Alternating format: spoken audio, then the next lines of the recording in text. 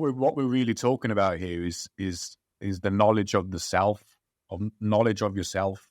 And I'm not talking about your likes and your dislikes and your tastes in music and all that kind of thing, and how many reps you did in the gym or whatever. That's not knowledge of self. Knowledge of self would be, in my opinion, and this has been most valuable to me, is understanding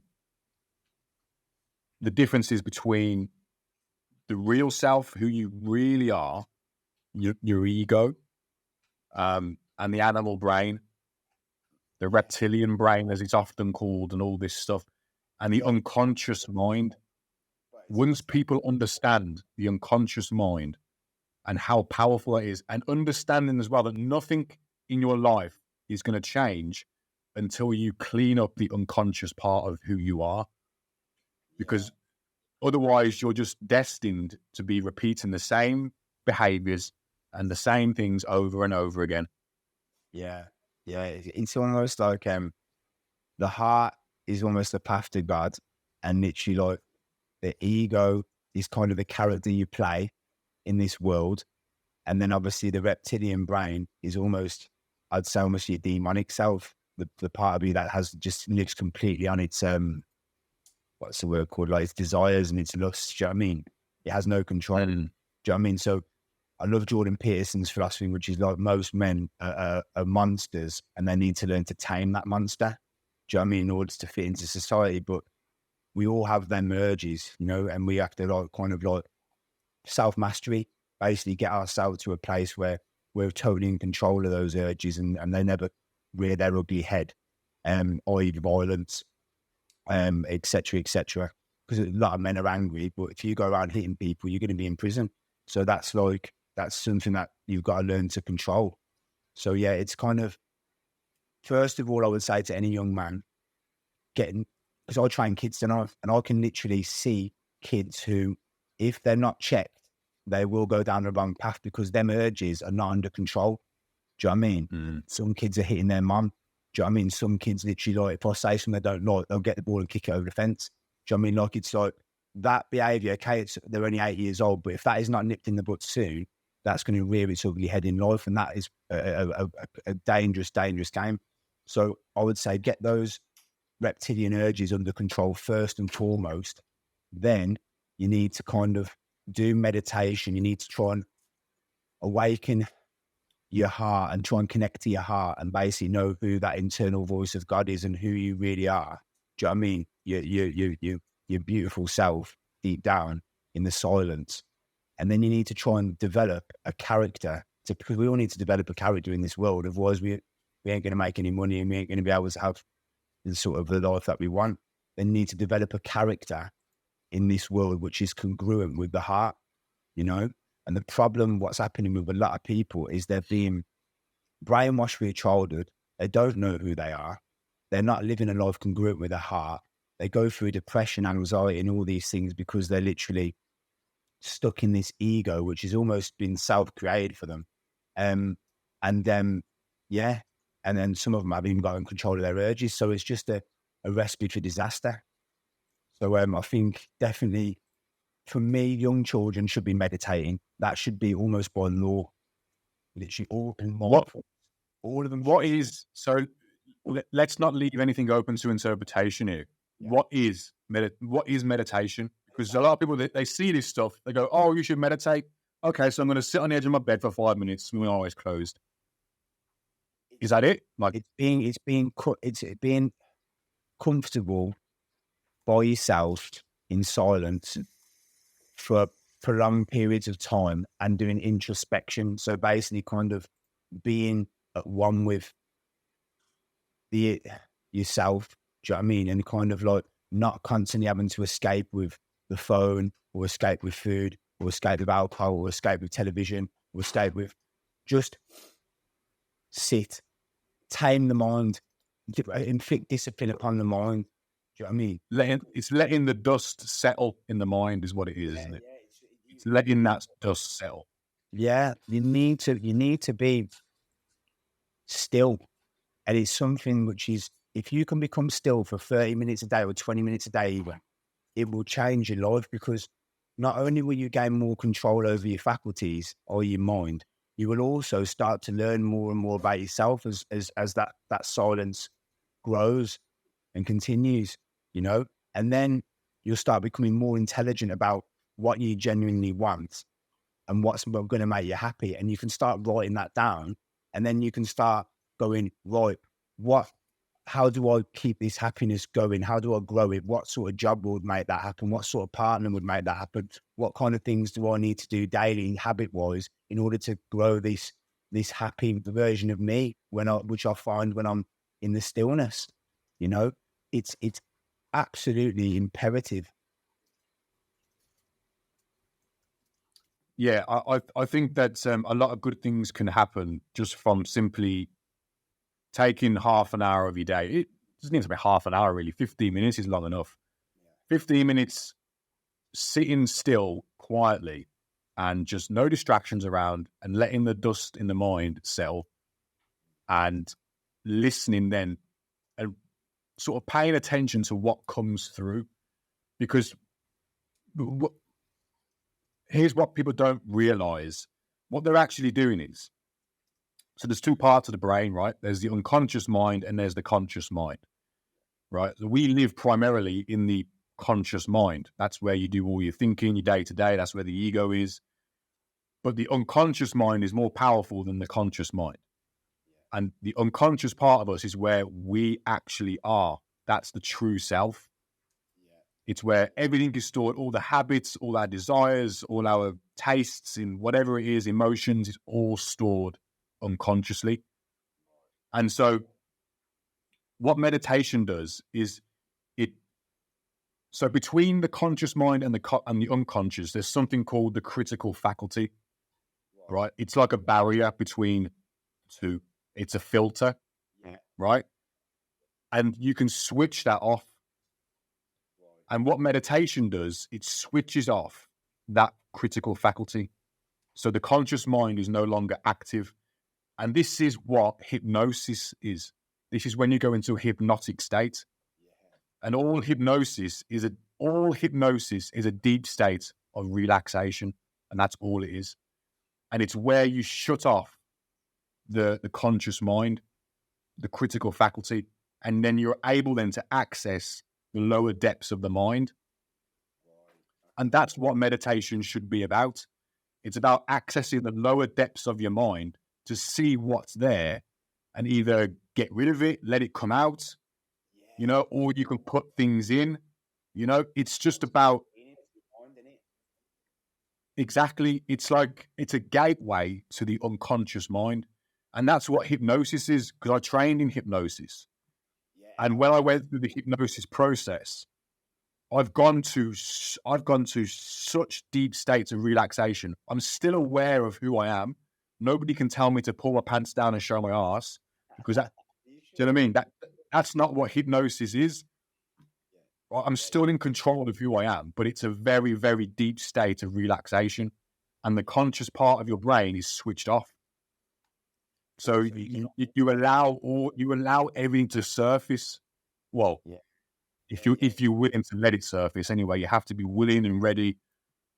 I think this could really, really help so many people listening to this, in the sense that, well, I won't say who it is, but literally someone the other day, someone pulled a car outside mine, and literally this person come out and was like, "Stop letting people parking out, rah, going absolutely crazy." He's like a middle-aged man going crazy. I mean, honestly, the rage that was coming out of this guy, like, and I just forgot, well, it ain't that deep, like, calm down, man. And he just went, rah, and walked off, yeah. And I thought, you are someone who's in desperate need of meditation, because basically what's happened with him, yeah, is he's let that fester. That probably ain't the first time someone's parked on his drive, but he's let that fester, right?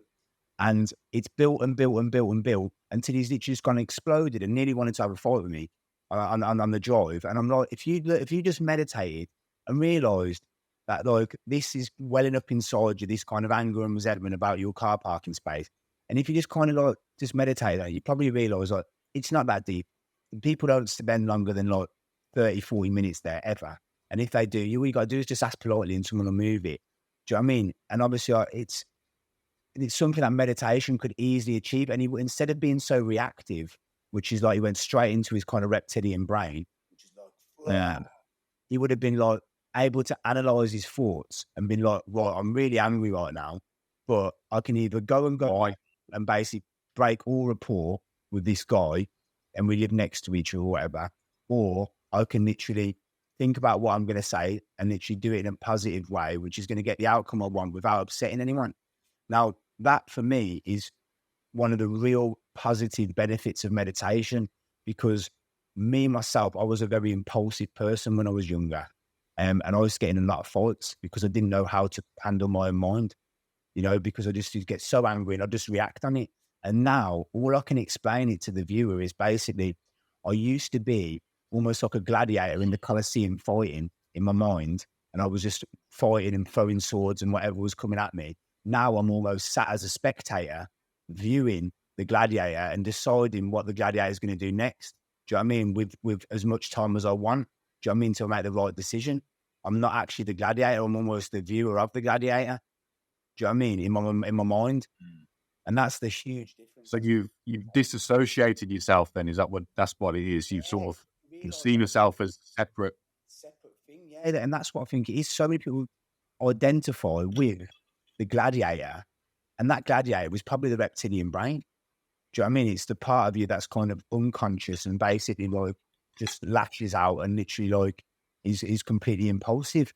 And it's ego. That's all it is. People are stuck in their ego. They wear it as their identity, and they're not. Once you, and this is part of real self development and knowing yourself. What I said earlier. Once you know yourself, you recognize, okay, I'm in my ego here, and these are sort of. First of all, it's about recognizing the behaviors of ego, and impulsivity is part of the ego. Yeah. And once you've got that, and you evolve out of it, and you evolve out of it from understanding, from intellectual understanding, from thinking about it, from sitting still, and then pondering on it. Okay, and you start to think different things, and then you start to separate yourself from it, and then over time. You become sort of not detached from your ego, but it becomes a tool rather than you wearing it as a weapon. Yeah. And I'll tell you what, like, I've just thought about what people really annoy me, and it's people who can't be introspective of themselves, people that don't analyze their own behavior and literally like are just so in the ego. Them people are unconscious people, and I find them people quite dangerous, and I try to stay away from them as much as possible, because there's no telling what they'll do or say, whereas someone who's more conscious and kind of aware of what we're talking about, yeah, they might say something every now and again, but they'll always kind of analyze it and come back and apologize or kind of like try and improve on their behavior. For me, as long as a human being wants to improve and get better all the time, that they're fine by me. It's someone who adamantly does not try to ever improve, does not try to look at themselves, face themselves in the mirror. Those people just a very low level, man. Exactly. Yeah. Like I said, this top. There's so many variations of what we're saying, and that's where people get confused as well. They get mixed up in reading so many books, and I'm guilty of it. I've got a bloody shelf just literally over there. It's about 100 books on it, and it's different. Not all of it is personal development. Some of it is other stuff as well about psychology and everything else. But it's very easy to get wrapped up. When you start learning about yourself, it's very easy to get wrapped up in books, and it's all different words, different people saying the same thing but in a different way. And a lot of it is just airy, fairy, fluffy stuff telling you that you're amazing and you're great and, you should think positively and all that. And what does that even mean? What do you mean think positively? You can think positively all you want. If you don't do anything, nothing's going to happen for you. Nothing is going to change. Like you can literally be sat on a beach and think positively all you want, right? You can think fantastic thoughts. So what? Nothing's going to change. How about this? I think once you've read a certain amount of books, I think it's much more beneficial to journal than it probably is to read. Once you've kind of, sort of 50, 60 books on different topics, and you start to see the kind of pattern within all of them, you've kind of got your base level knowledge there. Then you need to start journaling and try to put that stuff into action and learn about yourself at a more deeper level. I'd say that's along those lines of self-mastery, because you do need the information to start off with. Of course you do, and there's people far more intelligent who've lived far more exciting, dramatic lives than you have, and it's good to learn from them. But like you said, there comes a point where you've read 1,000 books, you've watched 1,000 podcasts, and you're filled with all this information, and your life hasn't changed, and you haven't changed, and it's just like, what is the point with all this information? Do you know what I mean? Because it's pointless.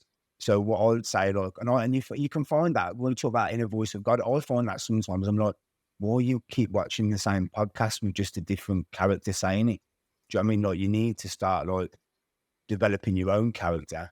You need to start writing down how you're going to achieve the life that you really want, and you need to start going to work on you, because this is almost procrastination. You feel like you're doing some work, but really you're just regurgitating all the information that you already knew. So Yeah. I would say that the real work is in doing it, in working on yourself once you've got enough information. Yeah, exactly. Because people confuse reading books and listening to podcasts and stuff like that. They confuse that as taking action. Yeah. And it is and it isn't. Like if your goal is to listen to podcasts and you are listening to podcasts, then you have achieved your goal. Fantastic. More power to you.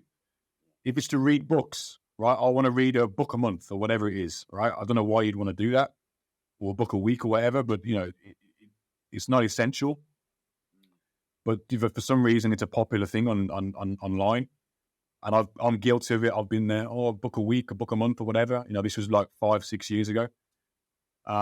If that's your goal and you've achieved it, fantastic.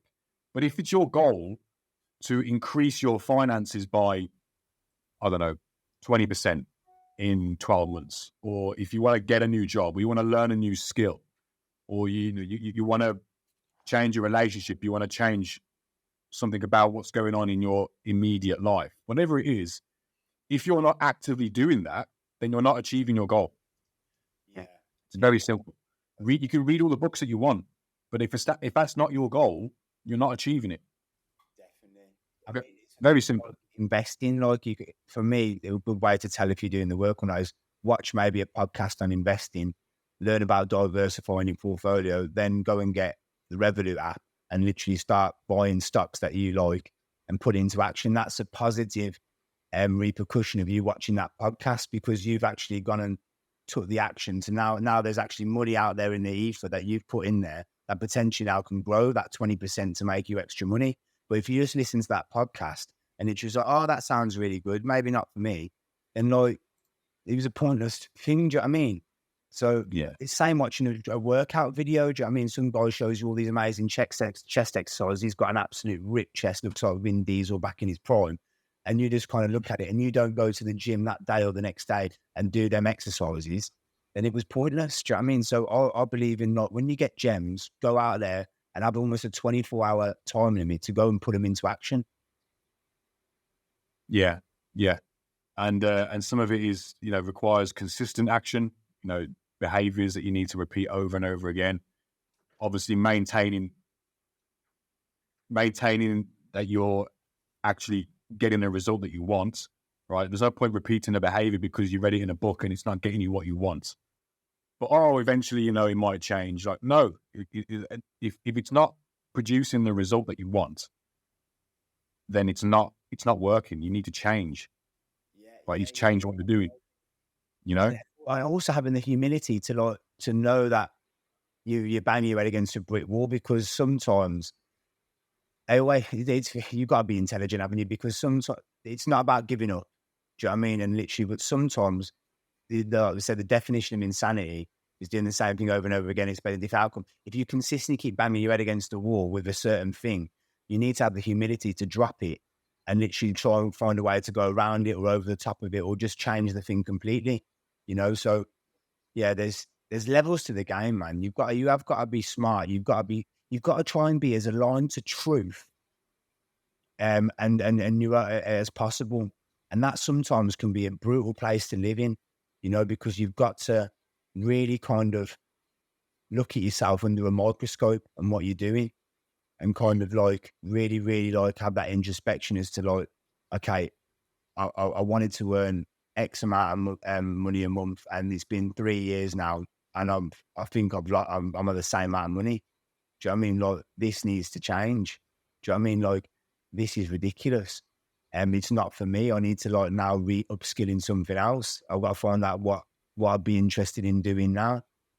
So there are many things, and sometimes it's luck as well. Sometimes you can just be at the right place at the right time, and you can get on that wave, And I'm a serial entrepreneur. I've got like multiple little businesses, and I've had probably 70% fail, but the 30% that did go well, and I'd say I just kind of, one or two of them was planned, and then one or two of them were just speculative, and they went really well. And I was like, right, I'm making good money from that. I'm going all in with that, and it's been great. Do you know what I mean? So it's kind of like you can think your purpose, and you'll build this business, and you're like, oh, it's going to be amazing, and you get it out there in the real world, and you don't make any money, and you like bang your head against people, like, why am I not making any money off this? It's just not working, man. There's something flawed in what you're doing or whatever. And then you can like go, oh, do you know what? This seems like a good little idea. Someone told me in the pub the other day. You do it and you make 10 grand in a week. And you're like, oh my God, like I've got to keep doing that. Do you know what I mean? So it's like you've always got to be flexible and kind of take action on loads of different things. And I think like the more fail forward, the more things you do, the more you'll kind of stumble upon things that actually make you money. Do you know what I mean? And sometimes that isn't always what you necessarily deem as your purpose. Do you know what I mean? I think the aim for what I would tell young people is make money at a young age, a lot of money, as much as you possibly can. Then once you've got the money, then you can go follow your purpose with the correct finances to back it. Would be I'd say a more stable way of getting to your dream job. I feel like when you're young, you need to kind of battle through, and you need to really earn your stripes in the business world and in the financial world, and earn your money. And then basically, I mean, you might be lucky enough to stumble upon your purpose straight away. Do you know what I mean? Some of these footballers, etc. But I just think that living your purpose is like a luxury, and you need to put in the hard graft beforehand.